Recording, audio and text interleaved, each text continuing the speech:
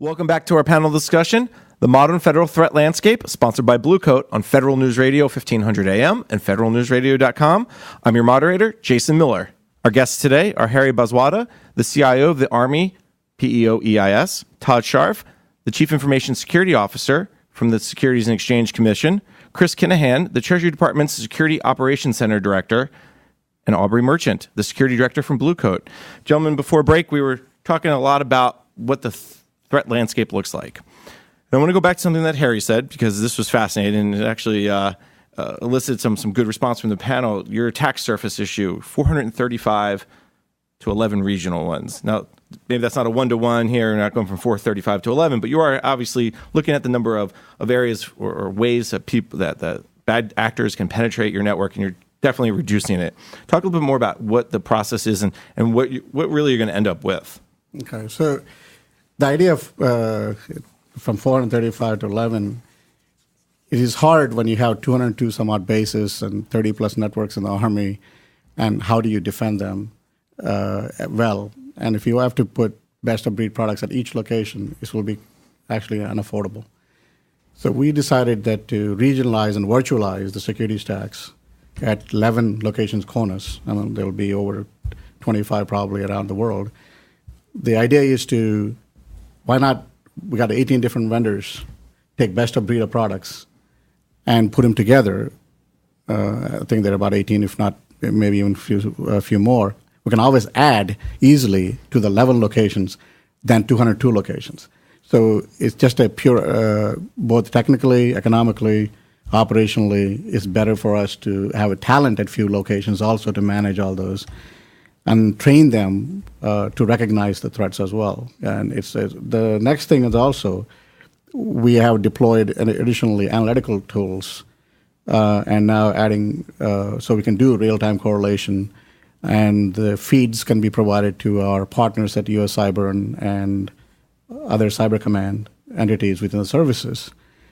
So we will have it. This will provide us a common operating picture. And so when we see a threat in one location, it can rapidly be mitigated elsewhere. I want to ask about the 11 regional. So what we're looking at here is really nodes that will handle it's almost security operations centers, 11 of them for the entire CONUS, so that's continental U.S. Yes. That's what you're talking about. Yes. Okay. So let me turn to Chris then, because Chris, you run the Security Operations Center for Treasury. From an attack surface perspective, very similar to what Harry had kind of described, are you guys doing something similar where you're kind of reducing your attack surface and then kind of focusing all your talents, your resources in a couple areas, not like a couple areas like people, but like areas of the U.S.? Sure. So Treasury's gone through a similar effort under the Trusted Internet Connection effort. So we've brought ourselves down to 5 TICs that have been approved and are implemented. And so those are distributed across the U.S. and CONUS, and we focus our analytics on that traffic at the gateways. Now, one of the things that we've noticed over time is that, okay, as we've reduced that traditional attack surface, other attack surfaces have kind of increased in terms of cloud computing and bring your own device type scenarios. And where I think we've made a lot of progress in terms of our ability to collect and analyze the data at our traditional gateways, these new areas, these new frontiers, there's a lot more in question there in terms of our ability to collect information at the same level. But if for instance, if Treasury buys cloud services from vendor X, doesn't that vendor X data, as it comes in and out of the network, goes through the cloud, doesn't have to go through the TIC anyways? Or aren't there some requirements around the security on the front end? Or is it because it's cloud, it's more complech than that? So the TIC mandate, if you go through the documentation, it only applies. Sorry, noted that. So collecting the information, what's required to go through TIC depends on the nature of the service. So a lot of public-facing services aren't required to go through TIC if it's purely public-facing. That being said, it is an attack surface that is used to attack internal assets, even though that asset itself is external to the network. Because even something like an attack against a public website, your public affairs page, that's still an attack against you, though it may not be harmful or it takes down your system, it's still not a fun thing to go through. So that's kind of what you're getting to in terms of the attack surface. It just opens it yourself up a little bit. Absolutely. Yeah.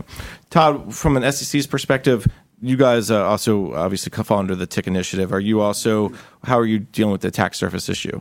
Pretty much the same as everybody else. I mean, the attack surface is growing.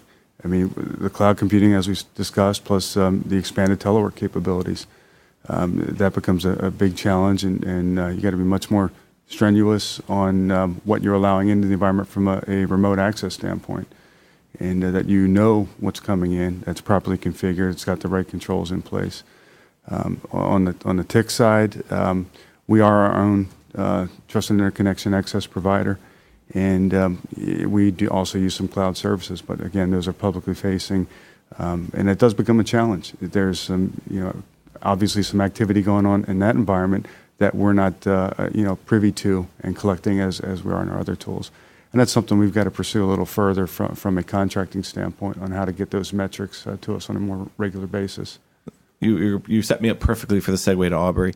Now, the idea here is understanding what's happening on your network. You've said this a couple of times. Most people don't have a good understanding of really what's happening on the network in a real-time basis, or at least day in and day out. Todd mentioned the idea that if you move some things to cloud, some even public-facing, what they call low, FISMA low websites, you still aren't getting necessarily all the data back. How do you understand what's happening on your network? What are some of the best practices you're seeing from your clients and customers?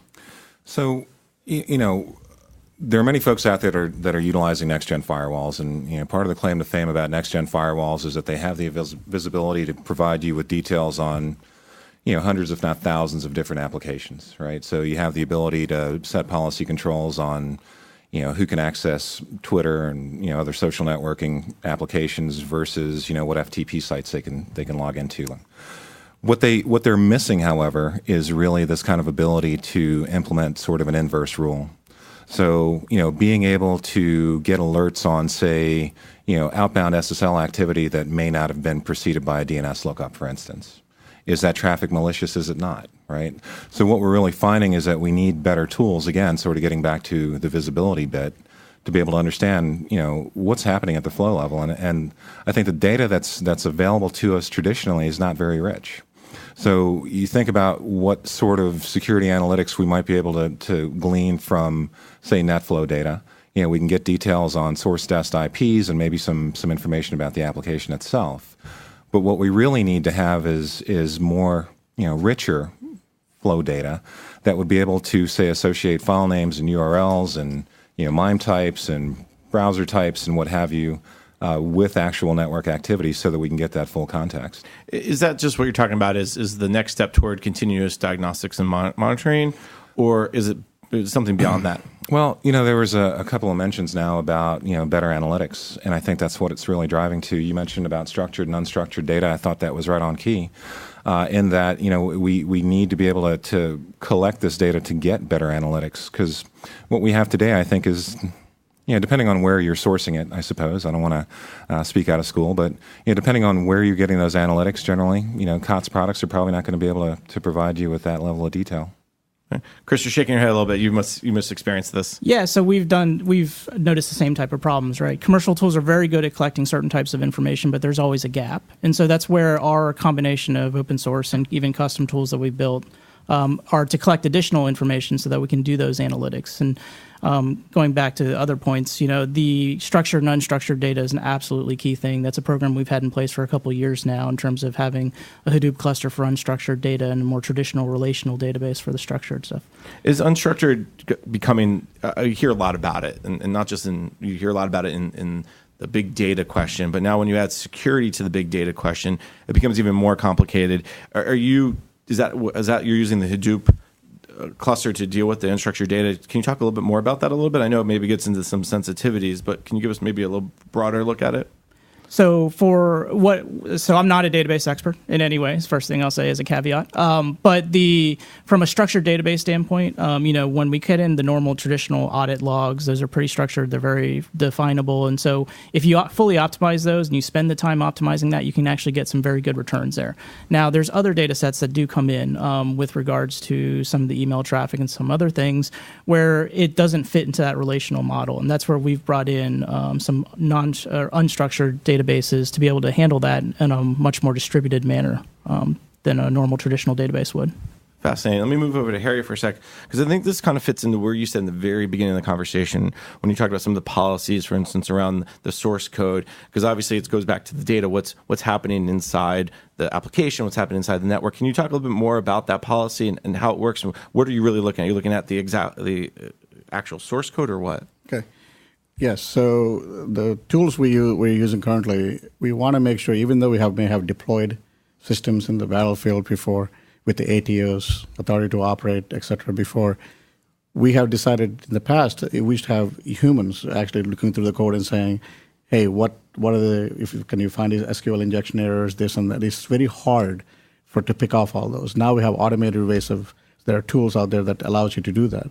So what we do now at the DAA, Ms. Watson actually requests that we conduct on every application that we generate, if we're able to put out the next code upgrades or anything else, we run through the automated systems. And we have found tremendous amount of Cat 1s and 2s.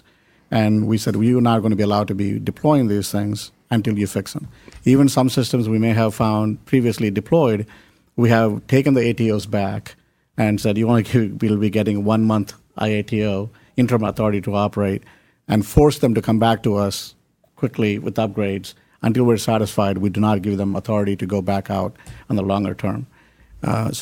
We are making a disciplined approach, not only using the tool, but using a disciplined approach with our code developers and our program managers to bring sanity to this application coding problems. Harry brings up a good point from a sanity standpoint. I mean, the amount of data we can collect just from a security standpoint, and there's a lot of other valuable data out there from a network and an application standpoint that'll help us do our analysis for security type events.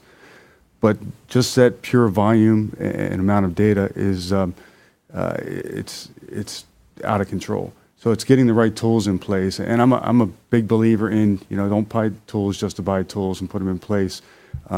You've got to have the process in place, understand what you want to look at. And if you got a lot of chaos out there. So once you bring tools in, and you don't understand your processes, you just automate that chaos and make your job that much more difficult. So by knowing what you want to collect and having the processes well defined, bringing the tools to make yourself more efficient, and correlate some of those events and get to the point.